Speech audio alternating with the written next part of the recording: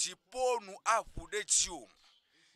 Eye miape mawa elolo le nuseme. Elolo le lonlome. Eye ekpe le zondedeme. Eye egbe le tepe kenele. Maou gan pe nusen a dezon le agbome. Wike le radio agbo. Wike le ekode menelea. Ha memyelea. Le juvovovo mea. Anyigba si anyigba ekeji mielea. Maou pe nusen ele zondem.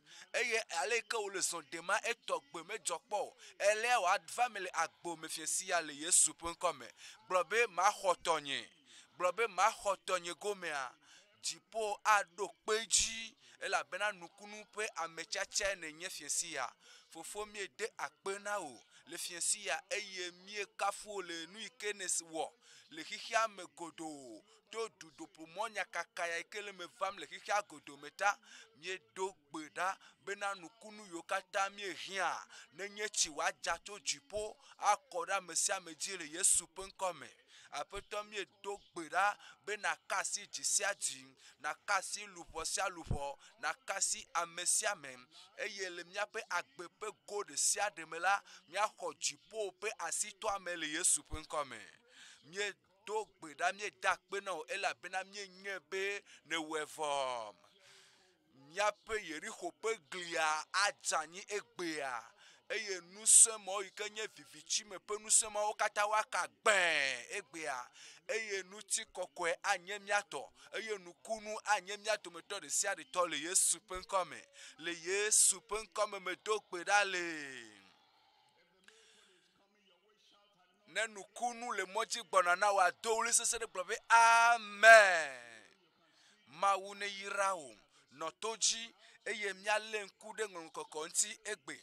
Le dowo tani minami akpo dowo tani maklito kpukpi blaton fove dowo pe apostolo pe dowo ta nyi kpukpi blaton vo eve ngonglo kokwe apetepe eye nyasi khlem wolela enyesi egombe ameade no ngonglo kokwe akhlem eye lenkeke maji tututututua ngonglo ike khlemu olea eja family yepe agbeme eye menya kpo gbere o eye yentome segomo eye nyasi khlemu olela enyesi eye egbea enu khlemile a family agbome nugbedodo kata a family agbome nyagbrondio kata akpeme vavale agbome eye gbefande de si agbefande de ike mi agblo egbela agede agbo petitina le yesu penkome me glo na obenade ne me do ne me glo be amen anon amen sese de glom nam eye nyasi khlemu olela enyesi wo kpole abe alen ene yina wuwuge eye alesi alen ziakpi le amesi le fuseme amesi le fusemne la penu kumela ne make eya ha make ye penu o eye mese gomo eye gomededea enu khramenya eye emevava evame le kpukui blaton vo atonlia me le kpukui blaton vo atonlia eye Philippo kenu eye wode gome chongonglo siadi he gblo Yesu nyanyue la fie eke yepenu eye to ngonglo kokwe yike wo khlem wono ike mie khlefifila ede gbefan ede Yesu pe gbefane nyakaye wo gblone o ebe Yesu yenye miape de la egblone benare be Yesu yenya meke kona mianchi egblone bena Yesu Kristo yenye amehefele miata demi Yesu yenye ameke doli miape tepe Yesu Kristo yenye de la yike sutele gode siademe egblone be Yesu yenye doyola be Yesu yenye nuwola eye agbugbo awo nu kata yele agbome enu yo kata pokran goto Philippo de gbefa Yesu Kristo ne eye anti meva be ma gblo no le fiesi ya bena Yesu yenye de la olo mebe ma gblo no benare Yesu yenye doyola wo me jibe ma gblo no fiesi ya be Yesu yenye wo gadela nusen sia nusen yike to vivichime eye wo le dɔ wɔm le agbo me eye ele aʋa wɔm tsitre agbo wo ŋutia fiasi ya Yesu va ɖo be ya ɖe ga o. Gblɔ be mekpɔ gaɖeɖe, gblɔ be mekpɔ katutu. Fiasi ya mele nu ƒom na mi tsɔ ku ɖe alevi Mawu ƒe alevi yi ke su te na luʋɔ yiwo katã dze dɔ ƒe dɔyɔyɔ le kpɔ le dze dɔ le mɔnu vovovowo dzia. Aƒetɔa ye nye alevi yi ke su te le go ɖe sia ɖe me eye wòva be yeaɖe ga wo egbe. Gaɖeɖe ma yi ke ƒe nya ŋuti míexlẽ le ye Filipo eɖe gbeƒã sɔ ku ɖe ŋuti. Filipo eɖe gbeƒã nɛ. Filipo egblɔ nɛ. Filipo xlɔ̃ nui. Filipo gblɔ nɛ bena be eya tɔwo ye fiasi ya ŋlɔ kɔkɔe ya anye tɔwo. Alevi yi ke su te le go ɖe sia ɖe me na luʋɔ yiwo dze dɔ. Enutɔ ye mi la kpɔ. Enugbãtɔ ye nye ametɔ ameɖokui ƒe vovokpɔkpɔ taɖodzinutɔe to míaƒe alevi ŋutitoto levi la dzi. Menye na ame bubuwo lo vɔa vovokpɔkpɔ taɖodzinutɔe. Aƒetɔa enana mi vovokpɔkpɔ. Egbɔ̃ le asiwò ye egbɔ̃a mesena nu o. Yosɔ kade kɔ nɛ, yosɔ si le ati ŋuti eye egbɔ̃ ma yi ke wosi ka le teƒe ma mate ŋu agayi afi bubu aɖeke o. Nu ka ŋuti o elabe wosi kae ɖe ati ŋuti. Ame aɖewo li nenema eye wosi kawo sɔ da ɖe eye ɖeko woatrɔ ɖo atia.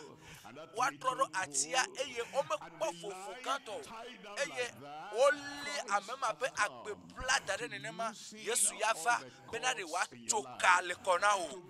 Yesu va bena kɔsɔkɔsɔ yiwo sɔ de agbe woa wòatsoe. Ale be zã afi yi ke mete yina o la vɔ egbea eye ke gaɖeɖe va ta nate ŋu ayi. Egbea vovokpɔkpɔ va ɖo na o. Vovokpɔkpɔ ametɔ ameɖokuitɔ ava me na wò ŋutɔ la taɖodzinu ƒe vovokpɔkpɔ woatu ka wò le agbe me. Dzidzɔkpɔkpɔ ƒe agbe, aseyetsotso ƒe agbe, agbe yi ke adze awɔ na ɖe, agbe yi ke awɔ na ɖe, agbe yi ke aɖo ta.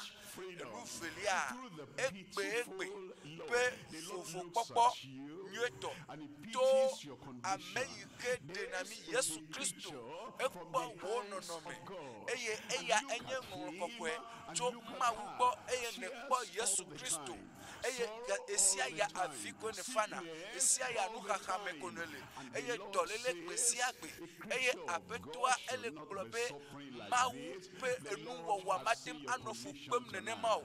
Mawu kpɔ wo nɔnɔme egbea eye Mawu kpɔ nublanui na wo.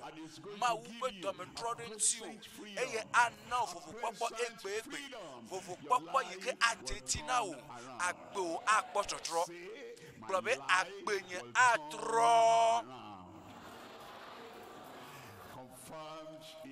Dziƒo ɖo kpe ŋuti na wo le Yesu ƒe ŋkɔme. Enugbãtɔa yenye ame ŋutɔ ameɖokui ƒe vovokpɔkpɔ taɖodzinutɔe. Mina miakpɔe, miakpɔ Yohanes tanyi eye maxlẽ tso kpukpui blatɔ̃-vɔ adelia. Yohanes ƒe agbalẽ tanyi maxlẽ tso kpukpui blatɔ̃-vɔ adelia. Ne vi la wɔ mi ablɔɖeviwo la ekema mianye ablɔɖevi vavãwo.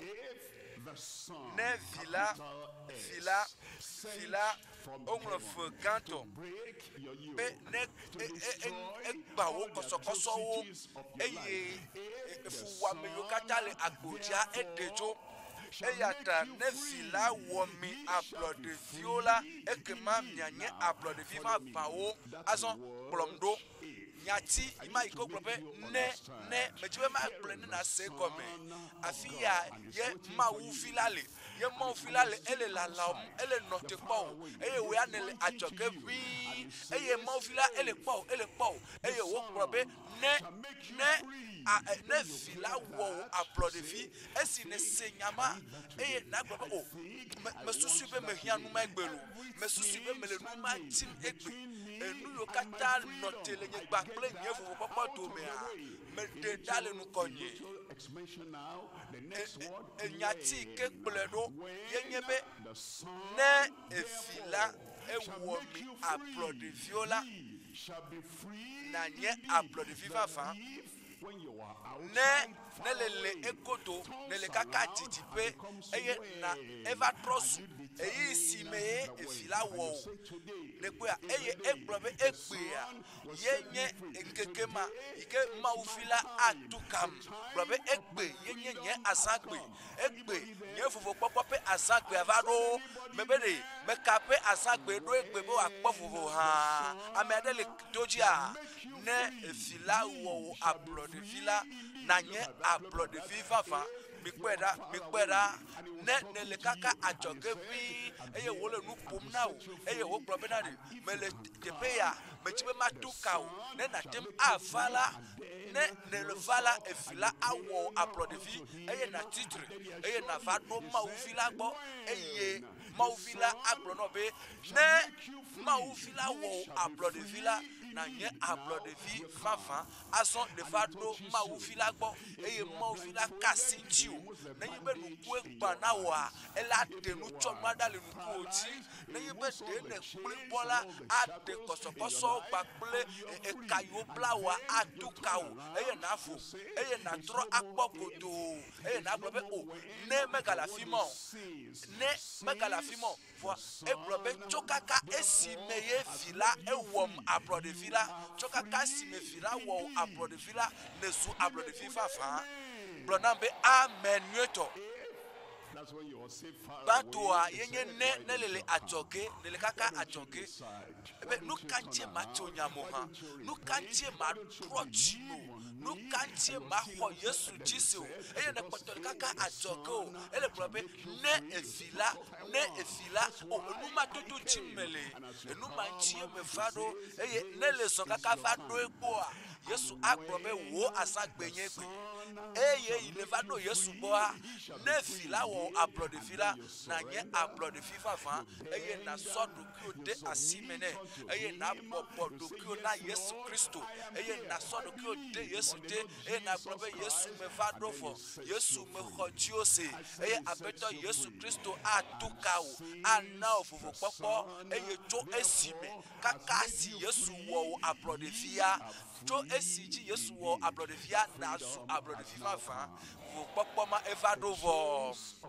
koso nu fon pe koso wa Yesu anyewo dolele pe koso Yesu anyewo eye Satan na pe fuwa me la metia Yesu anye koso moda la gbojile Yesu pe nkome minane mi akpo Roma to tanyi eye mahli joku ifilia Roma to tanyi ya akpo kuku ifilia ela bena gbogbo sinye agbele Kristo Yesu me ela bena gbogbo si abe agbe gbogbo le Kristo me le se comme esi o globe ese fofoli eseli ike globe ne be ne sonu pepere daroda ayamea esi ala renuma sova anyigba le se comme a mebe mi se comme alo enusianu ike na le adale ayame atrojani emamye wiene pena pepemepe ese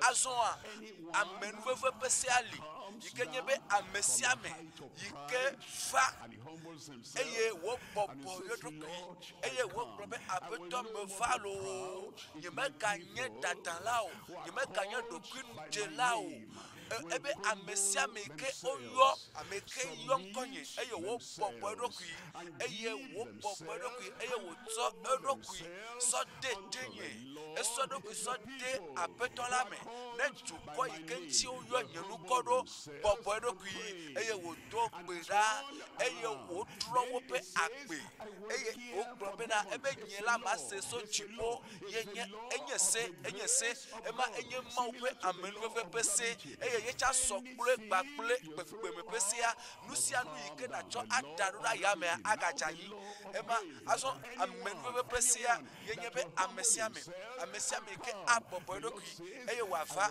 apetola gbobe ma se wo gbododo da le chipo eye ma cho wo futata o akeu Fiensia, et que ne va à peu toi boire, nous font au kata au tuer que ne so nade, ike le vide ne tele ayame ajani, ne le so nade, ike nye nous pepe, lolo ne tele yame ajani, et ne le son ne pepe le tele ayame, et moi et bien l'eau, et le ti, alors et le blanc, ne le tele yame quoi, agejani ba, et messiame, ne le popo de cul, et ne popo de cul de maouté, et ne blo, oh, à peut-être me joe, nous font gantoya, nous font vitoya, nous font ikenye, nous font mamea mohona, nous font ikenye, nous font tokel akumea, amen, nous veut presser, et le problème amesiame, ike avak bonyola, mais nyela, yema tue poupe o, ema, esema avamele amesiame,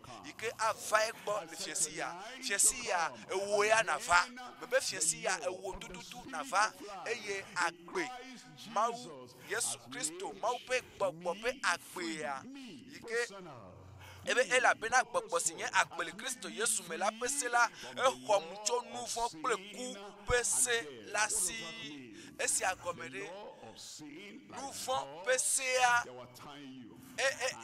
elle a bekane plau dare eye nous font pesia e pla aforika eye nous font pesia e ka pla afofelia eye nous font peka e pla asi o plefiao ba ple nu eye azon Yesu ya va dobe ya tukao Yesu va be ya tukam blobe Yesu va be ya tukam eye e kama yo kata plau yo le ton so le ide te pe manyo azon kama o ocho eye enumo yo kata sana asi o le mo fondi to atia e kama o chocho eye enu fofofo mo ike webe enu wa megbo na nyanyeto enu wa va yo na secret e va yo na nu ike melebe wa yo e va no na nu ike melebe wa no a e kama o chocho e la bena enu pato a yenye amento amero ki pe fofo popo eye pato akime ya taro tinu pe fofo popo to to nyatepelame to maupe alefilame tito to lefilame emenye Yesu Christo eye egbobe ne me populala matom nyanti ayi le fiensi ya de fiensi ya mebe toyela de popop nukunu nyeto to yo pe nukunu nyeto kade de pe nukunu nyeto ela bena amento amero ki pe fofo popo eye fiensi ya tano jinu pe fofo popo eye magbo do pe efelia le tepe ya do pe felia yele nye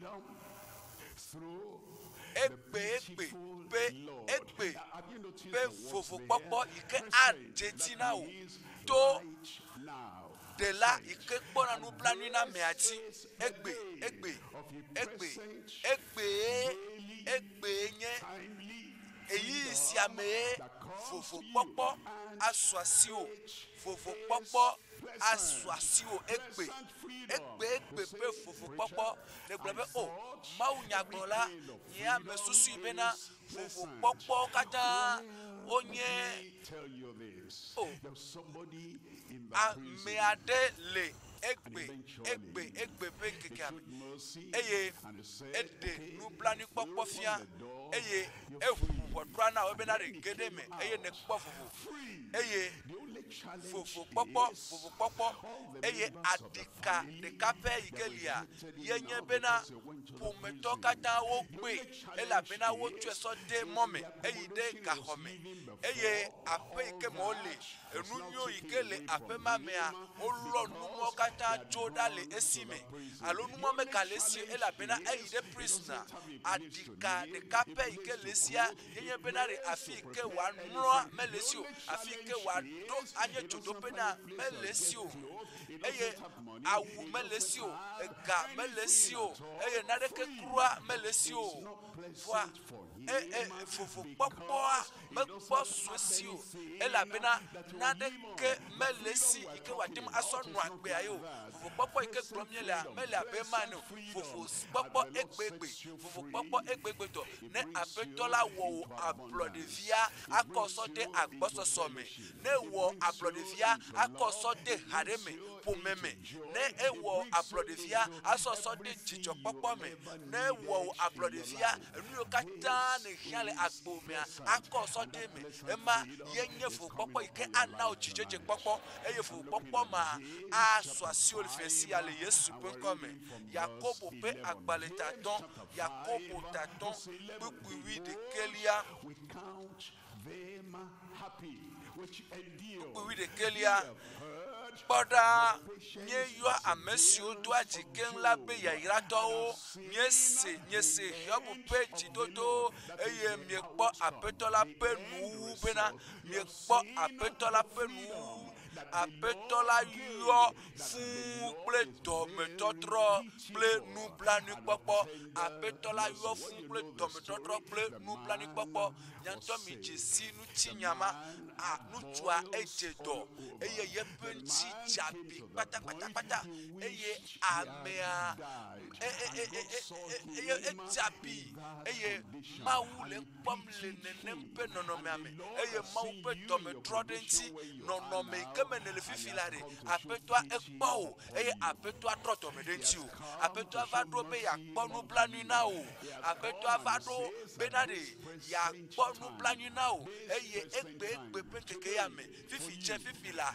egbe na woa vovokpɔkpɔ ma eva ɖo vɔ Hiobu yiwo katã le fu kpem enu yiwo katã me tom ne le esi Hiobu do gbe ɖa Mawu trɔ yeƒe fuwɔamea nɛ ne kpɔa aƒetɔa atsɔ alɔgbɔnu koko sɔ de nukuwo me la vevesesia atso fukpekpea atso avifafa atso anɔmli le anyigba nɔ favi o nu ka ye aleke o nyemenya aleke ma makpɔ katutu o kpɔ dzi o ne dze me lo elabena wo vovokpɔkpɔ egbedoa va ɖo na o wo yayra egbedoa eva ɖo vɔ elabena aƒetɔa trɔ dɔme ɖe ŋtsi o aƒetɔa kpɔ nublanui na o Mawu akpɔ nublanui na o mina miakpɔ Salomowo ta 103 mahli tso kpukpui etɔ̃lia dzi Salomo 103 kpukpui etɔ̃lia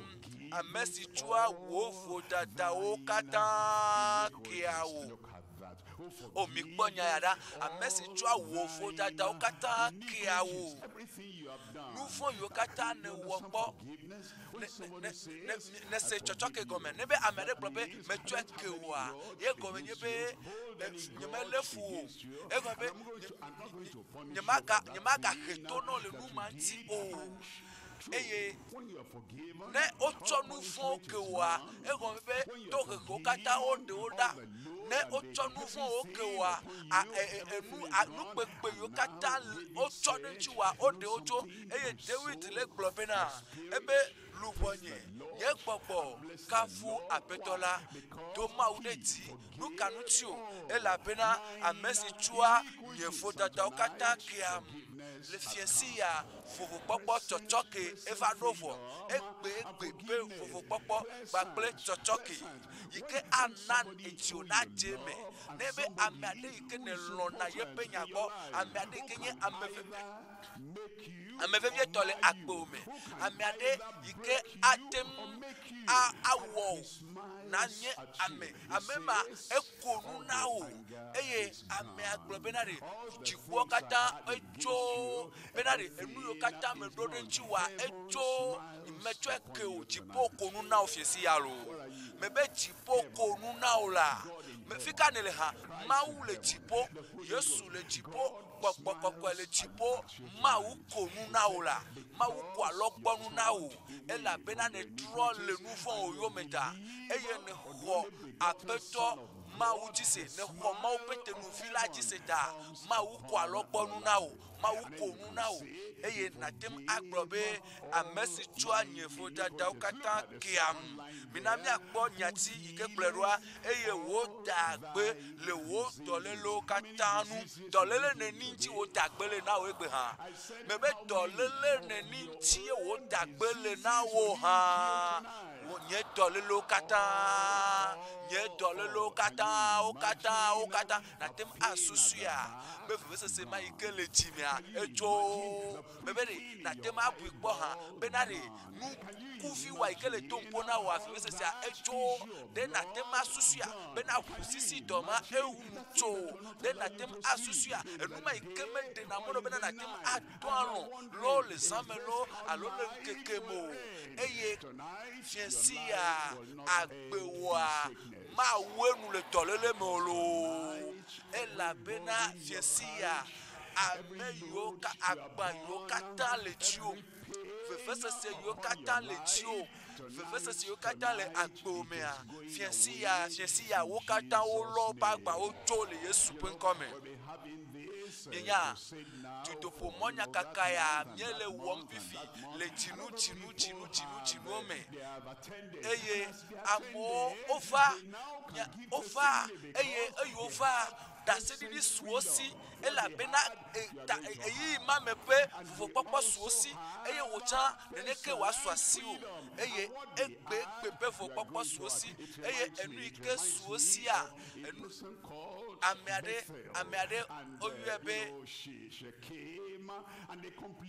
eva kpakple dɔléle ɖe le yeƒe agbe me eye nu yiwo katã le yeƒe agbe mea esi mieyɔ Yesu Kristo ƒe ŋkɔa dɔlélewo katã wotso keŋkeŋkeŋkeŋkeŋ gblɔ be amen tɔwoatsã esu asiwoe ma yentɔ ne ƒonuƒo ne wòaɖi ɖase nu yi ke Mawu wɔ nɛ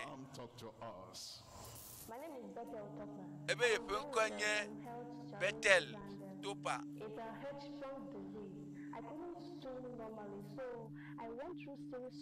ye matem anɔ te nyuie o eva wɔ dɔ na ye efue ya divia yemete ŋtsi le ŋutɔ ɖokui si o ke dɔ yewo wɔ na ye edɔa wɔ vɔa ye vevesese va ti lãme na ye aŋɔme yematem afɔ eye yeƒe aŋɔme ekpɔ be eva sese aŋɔme sese na ye eye vevesese le ƒodome na ye yeyi ɖe ekɔntsia oto ekpɔ dɔkitawo mete le se nu agɔme tutututu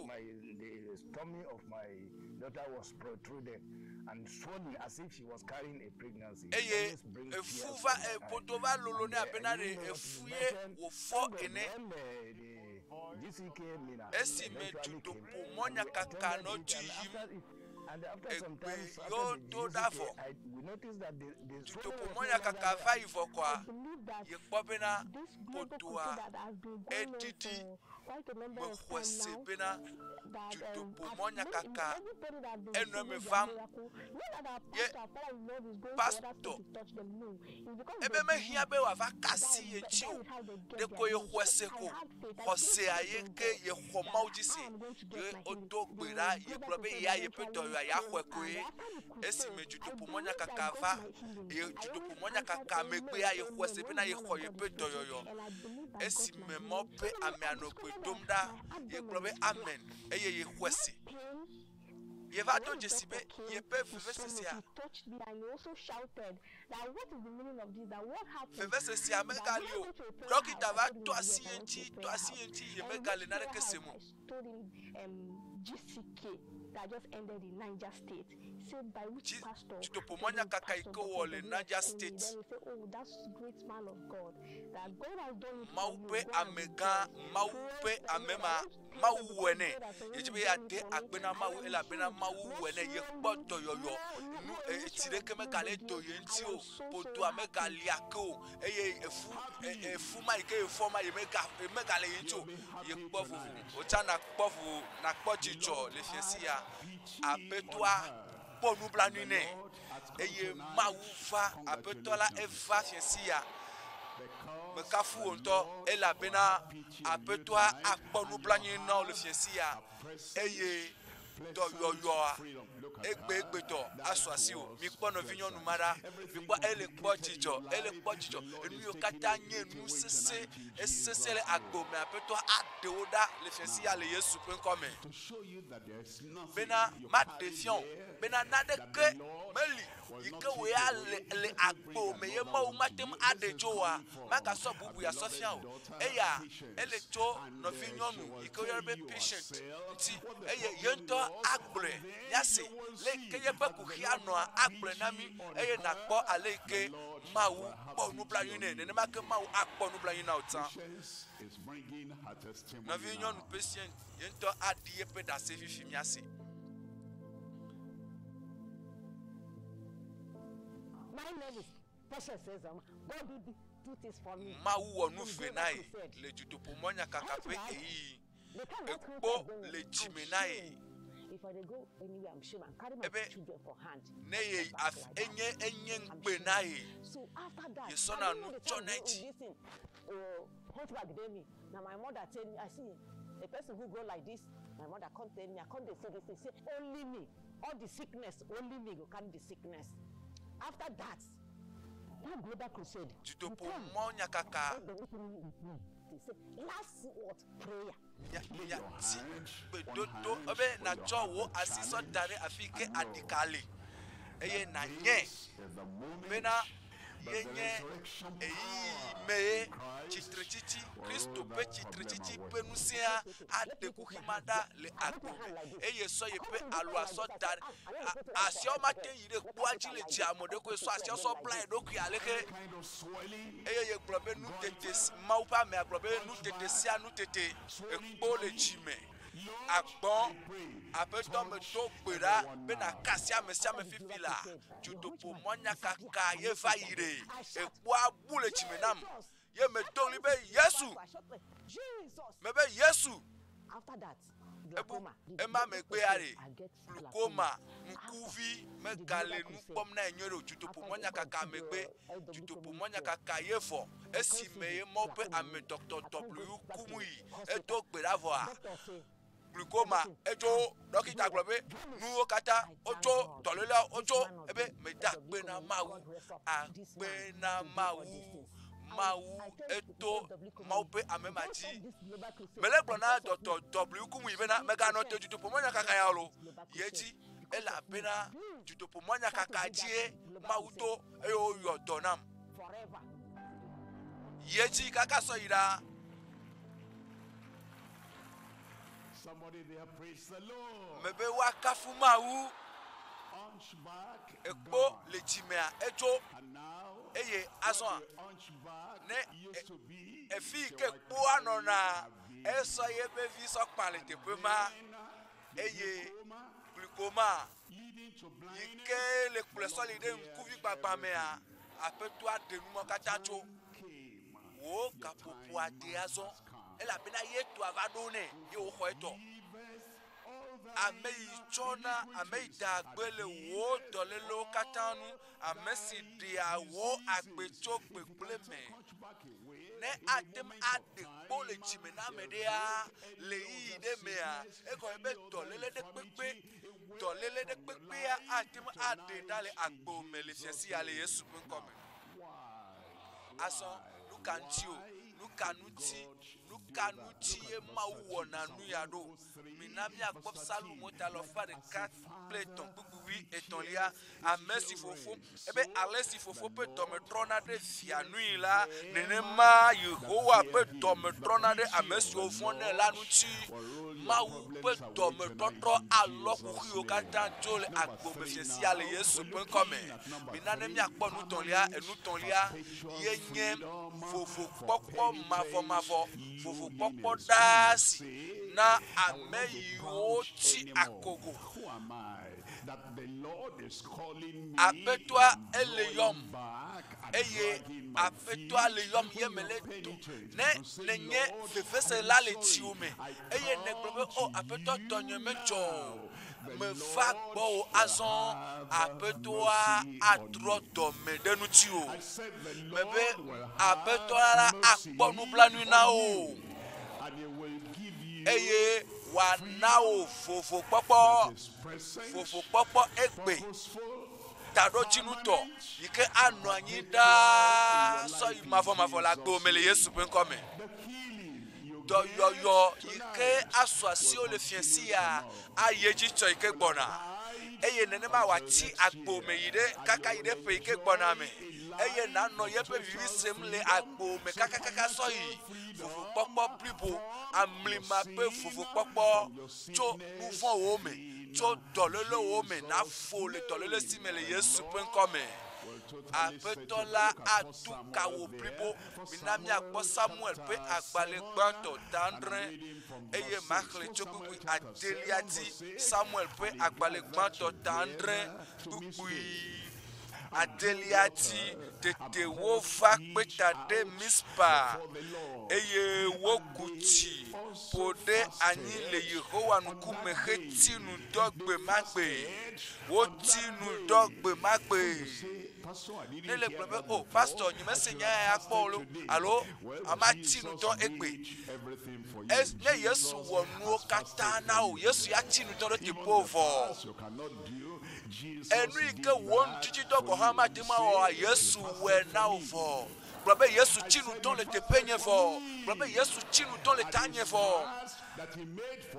eye nutiti dɔ yi ke Yesu wɔ le ta wɔa nusẽ le ŋuti ale gbegbe wu nu yiwo ŋutɔ mate ma awɔ eye wobe nyɔ mi wɔ nu vɔ̃ ɖe Mawu ŋuti mi wɔ nu vɔ̃ eye wo gblɔ afi ma bena mi wɔ nu vɔ̃ ɖe Yehowa nu eye Samuel trɔ ʋɔnu Israel le Mispa le kpukpui nyilia wo gblɔ le kpukpui nyilia me tete Israel viwo gblɔ na Samuel bena megadzudzɔ kuku ɖeɖe na Yehowa mía Mawu la ɖe mía ta o ne wòaɖe mi tso Filistetɔwo si me ne wòaɖe mi tso Filistetɔwo si me ema ye nye enu yi wɔm nye le fiesi ya AĽETØ atu ka wo ana wo VOVOKPɔkpɔ aɖe wo le Satana si me aɖe wo le Filistetɔwo si me aɖe wo le vɔɖitɔwo ƒe ŋusẽ si me aɖe wo le vidzime ƒe ŋusẽwo si me fiesi ya VOVOKPɔkpɔ blibo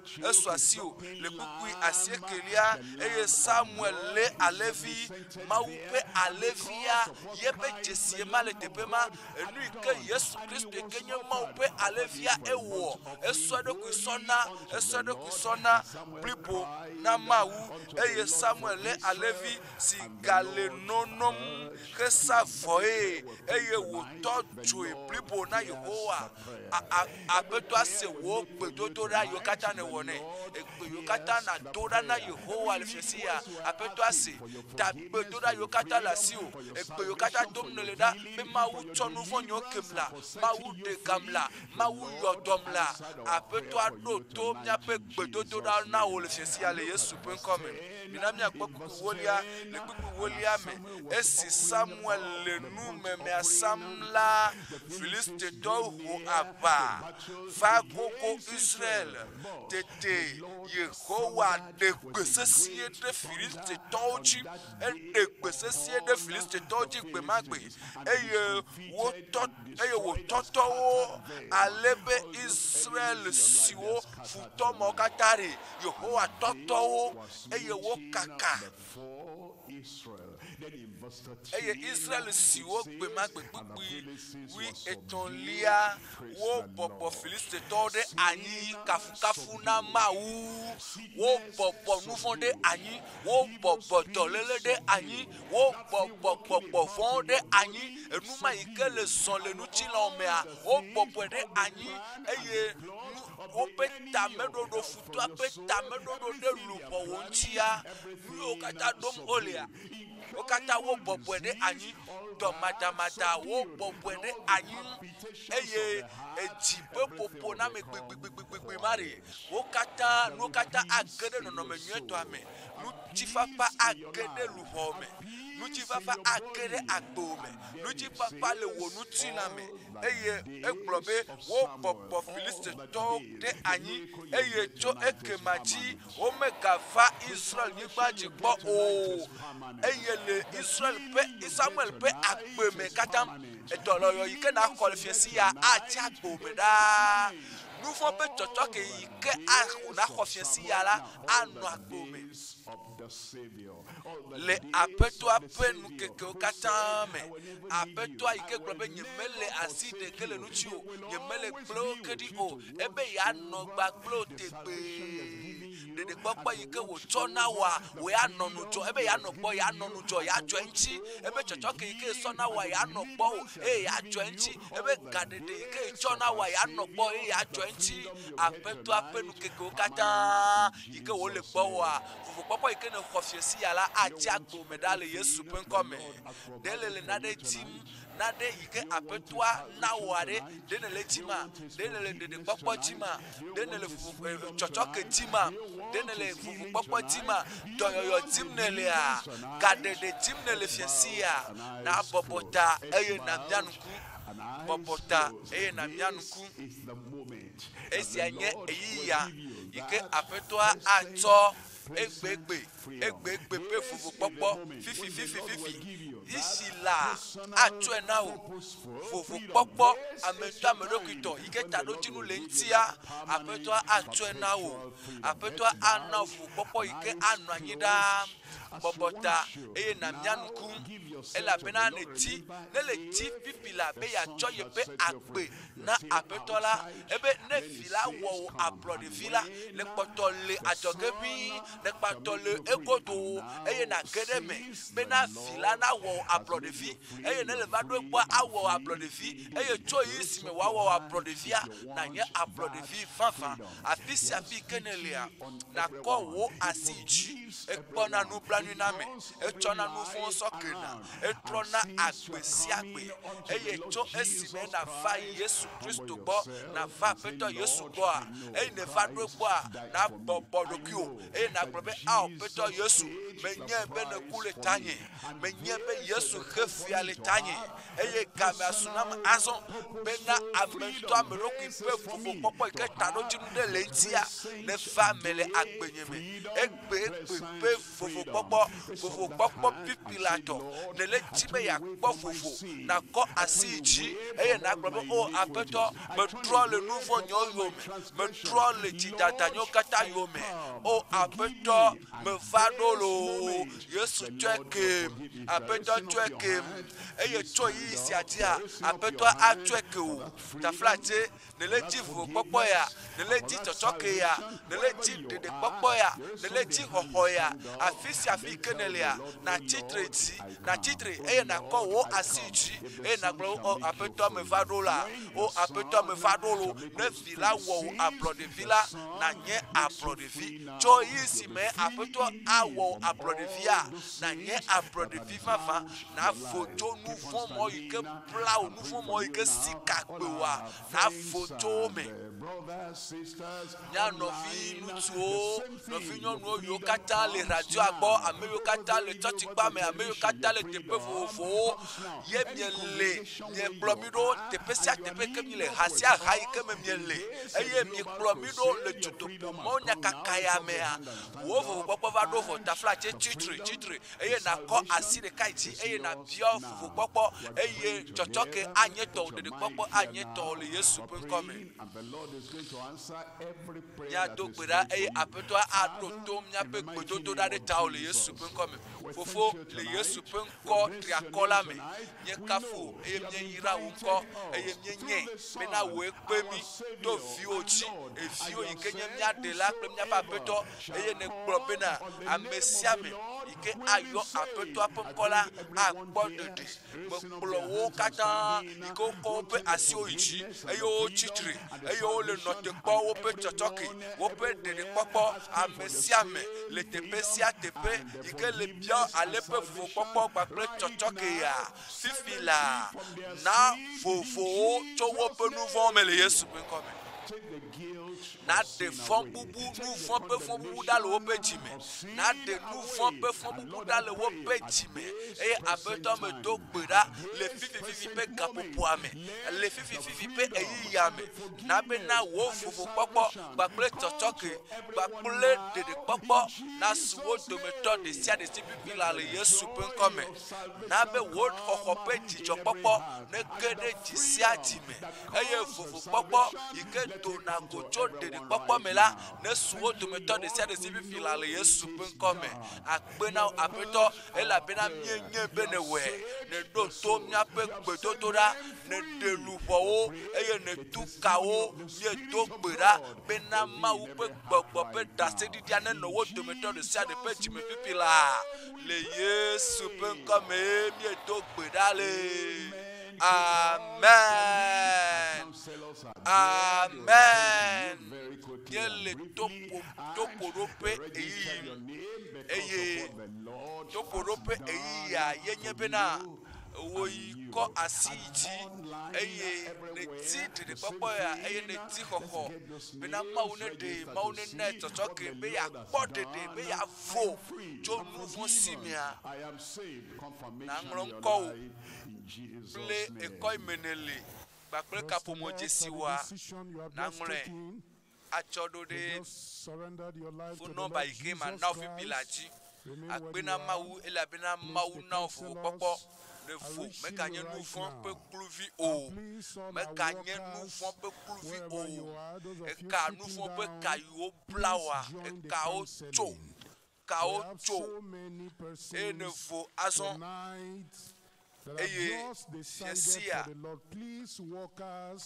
naŋlɔ ŋkɔwo kpakple ekɔ imenele kpakple kaƒomɔ dzesiwoa ne le ŋlɔa natsɔe ɖo ɖe blasieke vɔtɔn naɖeke wògblẽ nɛ blatɔ̃vɔnyi alo nagatrɔ atsɔe ɖo ɖe blasieke vɔve blatɔ̃vɔve naɖeke wògblẽ ade ŋkɔwo kpakple kɔ imenele kpakple kaƒomɔ dzesiwoa naŋlɔe nyuie awɔe abe message ne atsɔe ɖo ɖe blasieke vɔtɔn naɖeke wògblẽ nɛ blatɔ̃vɔnyi 93 04 38 alo natsɔe ɖo ɖe 92 32 00 06. Meɖe kuku teƒe sia teƒe yi ke nele ekɔ sia kɔ yi ke me nele bena naŋlɔe tutututu bena woatem aɖo dzegbagble o, woatem akpe ɖe ŋuti o, woana wò toƒoɖo bena nayi ɖe Kristo tɔgbenɔnɔa dzi, woakpe ɖe ŋuti o, ado gbe ɖa le tawò eye ŋuti wòle vevie be teƒe sia teƒe yi ke nele eye nese mawunya ye ma wu pe gbogbo apere nu ye ne kwa siji be Yesu ma ho Yesu be ne vila wo mi ablo de vila nyanye ablo de viva van o ele be onyima ga no kaka to ke vile ma vila gbo e ne putu ne kwa siji e ye ne gbo be ma wu vi honam ma wu vi gbo nu blan yinam ma wu vila gbo nu blan yinam e ye wo jonu fon oko e ye wo na o fofo pokpo ma be na te ma ye ti lele pe fofo pokpo amia ele vevie be na wa gbere nu chu ele vevie be na wa fian ofodope ele be wa na o topo do le me e anu ti e ni kwa siji e ni ko Yesu le twagbo na peto Yesu Kristo le mau pe amia pe mau nyamegbe mele deji ponao bena etile jo pastor to ele vivine ela vivine bena yakpo ya senko e atanglonko pleko menele gba pleko po mo jesiwa nangle acho de placer que votre on a que plein plateforme 93 04 38 allo 92 32 00 06 et si à lever vieux bena wa gbede nutiu et la bena ne twa gbo na Yesu et ne so gbo na Yesu ta me ganya me hoho ala padada me galemo amebeble me galemo nu fiti wo me galemo ine kwasi ji le monya megbe e ne dogbe ada elebe na nko bakple ko menele bakple kapomo jesiwa angle actuellement de placer que votre after the pastor's message there are so many and they have outnumbered our counselors pam so bagbo na mau le chesia le mope amiape monya gbogbo megbe yesogbo no radio agbo no te pe vofo kwasiti be ye chom ya pe agbena Yesu yata eleve vie bena ale sinu mie no kwasiti som ya pa agbena Yesu ami chom ya pe kapomo mi chom ya pe kapomo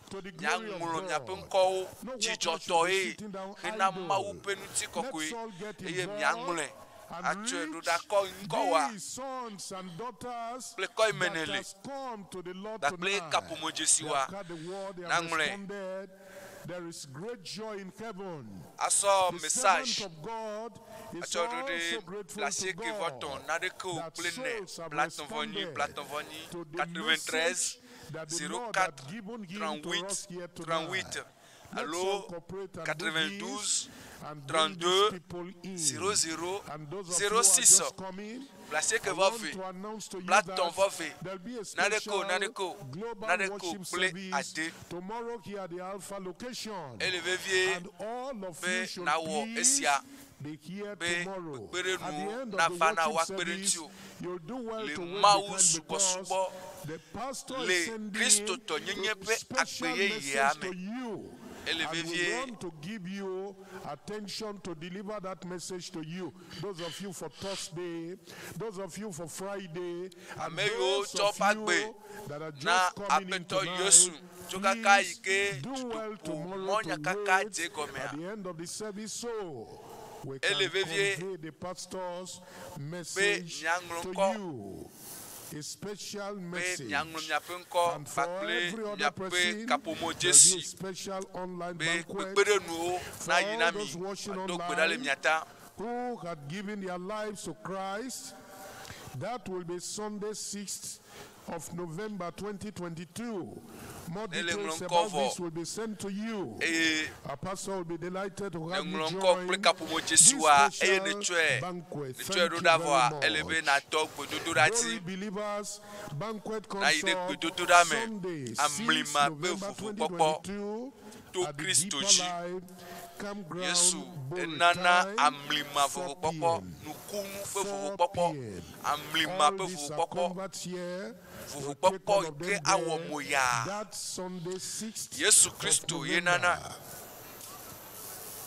kede gbedodorame Yesu ana vovokpokpo tso dolele sime na fojo dolele sime na vo take another person. tso Let's do mouvant that quickly. sime mouvant They are gbagble waiting me for tso nu us. na vo tso sime Let's do that. wɛ Heaven is do rejoicing gbera that mo this kpɔ ŋlɔ ŋkɔ wa message ele be that na the ŋlɔ servant ŋkɔ of God can kple kapomo deliver. dzesi wa na ŋlɔe Multitudes have atsɔe do de bla responded. seke It's vɔ the tɔn miracle of na the de ke o Lord. gble ne bla tɔn Let's vɔ nyi help bla to tɔn vɔ bring nyi them in. ele vevie Reach them.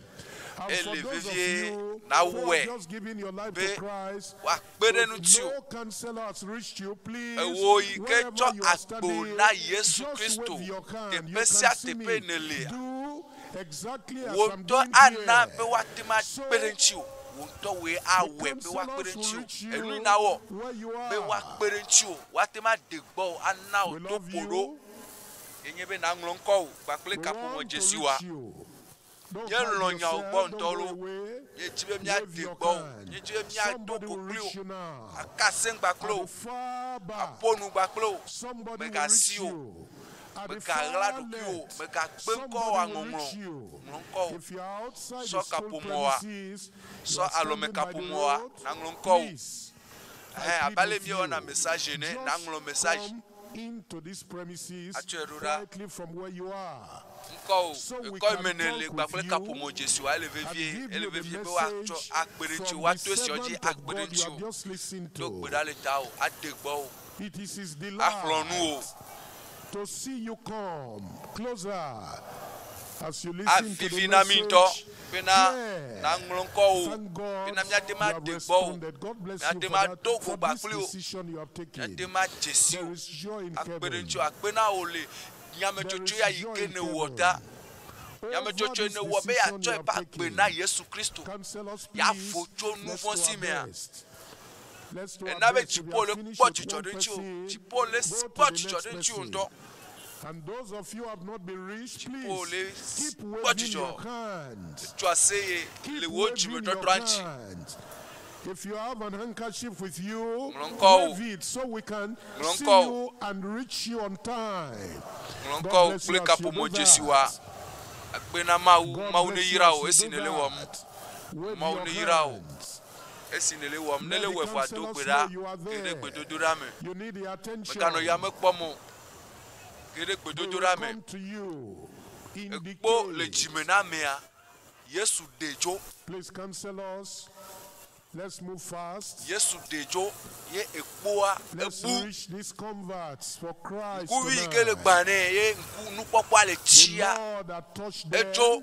them, the Lord that brought them to ye himself. ame ma le nu kpɔm tseketseke Through the zã yi message ke ekpoa le dzime nea mate delivered ma by the kpa servant eƒe of vi the o Lord. wɔ akpoa Yesu de dzo eye fifia ate ma kpa via by le the dzime grace of God tomorrow, Ne wea. Sunday, ne wɔ na ame ma awɔ na o tsã 30th November, ame ma ƒe yi sorry, va ɖo October. ye yeƒe Tomorrow, kuxia ƒe Sunday, nuyi 30th ƒe nuwu va ɖo October, ye kuxi ma mega le eƒe agbe me 30th October, tomorrow kuxia nu yi le Sunday, eƒe agbe me we shall wotsã be kaƒoƒo here aɖo azɔ for the global Be- worship be- be- service.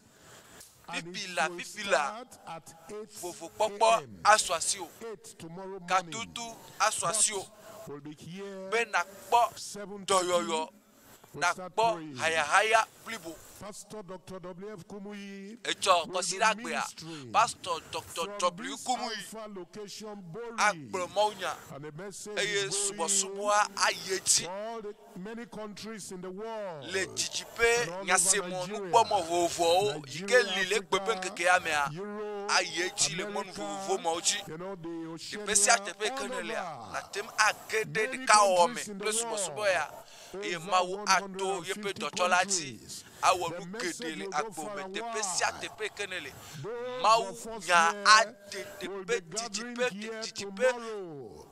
vovovowo Come with your family members, come with your friends, didiƒe come with your nukpɔmɔ didiƒe neighbor. nyasemɔ Let's vovovowo yi ke li come pipi la and have this mawu nya ayi refreshing mɔnu vovovo mɔ katã dzi global eye Sunday natem worship service atu gbagba kple tomorrow mi with esia Pastor anye Dr. xixia W.F. godo Kumuyi, ƒe the subɔsubɔ man of God. You have just Bakple listened Pastor to Dr. tonight. WF Tomorrow Kumuyi. will be another round of, feasting, where the servant of the Kerekpe Lord dodorame. will be rightly Dogbera. dividing Bena and VOVOKPɔKPɔ blibo ne delivering suesi.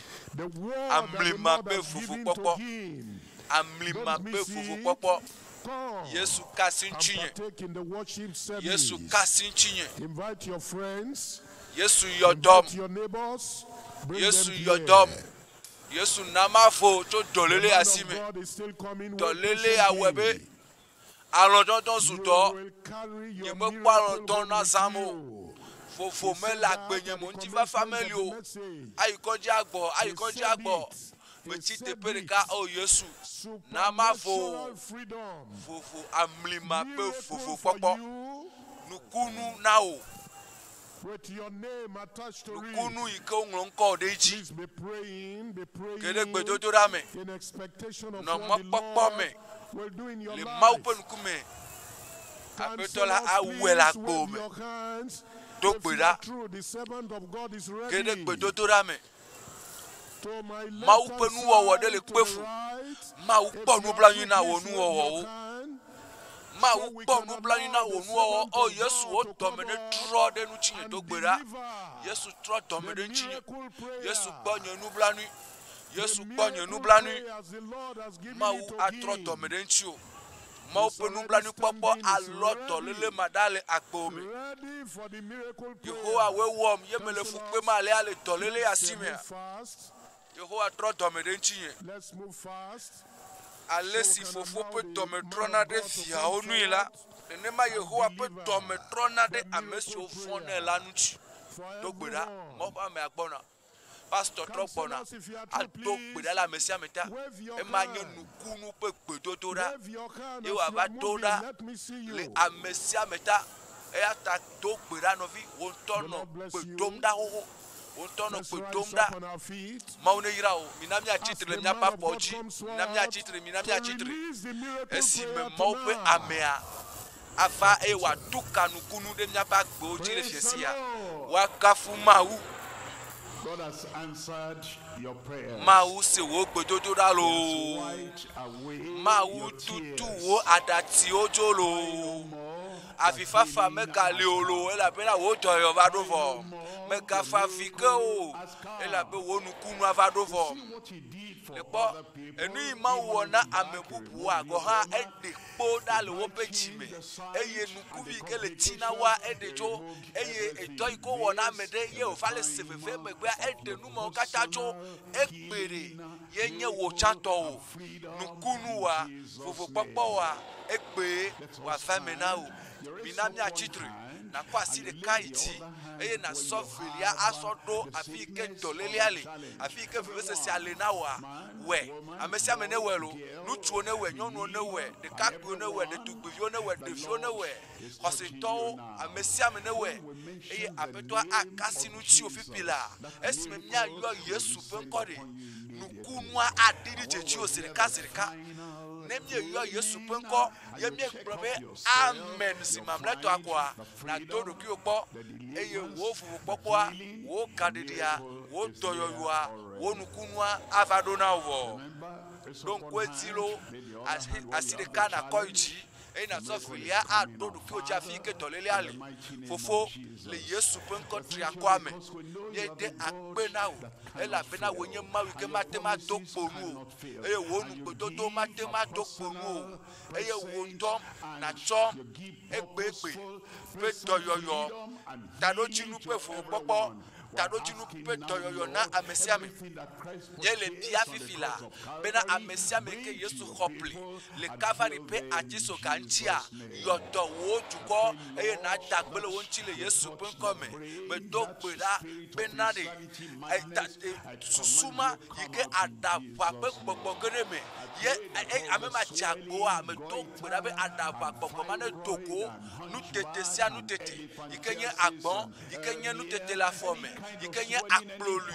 yikenye yikenye alele me do gbera be wonu sene kede wo pe agbeme be nu tete mo no togo eye be wa hodoyoyo le Yesu pe nkome apeto me do gbera be nu tete ma fine pepe yike o le nu tilamea ne ku le Yesu pe nkome me do gbera be na eto iko yo be do matamata abifon maku ewo cancer hodoyoyo le Yesu pe nkome ewu to la menti ewu titi doma ewu anecho le Yesu pe nkome benare apisi afi ke tolele malia necho ikenye bohi pe tolele ewo bohi le hodoyoyo fifila le Yesu pe nkome do fefese se yokata le akota fefese se yokata le jime fefese se le pume apeto me to gbera be na de fefese se yokata cho le Yesu pe nkome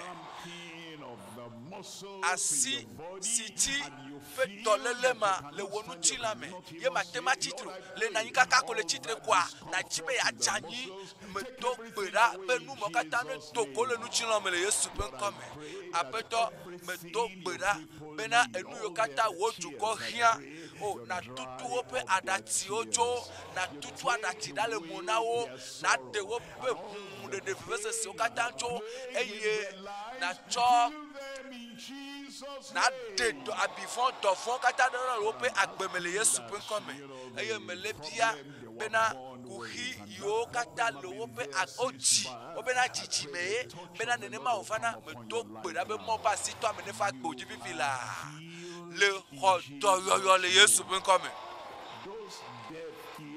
eto kuku mao me to gbera be apeto ahuto mao senu cheke le Yesu pe nkome ade yo me pona nupo ade mo ne ponupo le Yesu pe nkome nukuvi mo yike gba peto me to gbera be na dasi nuku gbagba mao na be nuku mo yike gba no ponu e me no kono pete le Yesu pe nkome ame yo klibo me tu ka mau pe nu sene jio mau pe nu sene kede afo no kwima me afo iko klibo mo pe nu sene kede me eye chape fa me echo epu yo ngia epu mo ne cha matemio ne trosu wole agbo me le Yesu pe nkome apeto do gbe nukunu ati le tepesi atepe do yo ne femme le tepesi atepe kadede le tepesi atepe VOVOKPỌKPỌ la FIFIA le miame le radio ati le tusi me tepe vovo le chotikpo me le kika me kodo nukunu le afisia pipipila le Yesu pe nkome me do gbedale amen. Amen mamleto ma ine kplo fifia ye henukunu ava gbo mema fifia do do ki okpo wo nukunu a evaro enye fifi pe nukunu eva kere agbo mevo efeme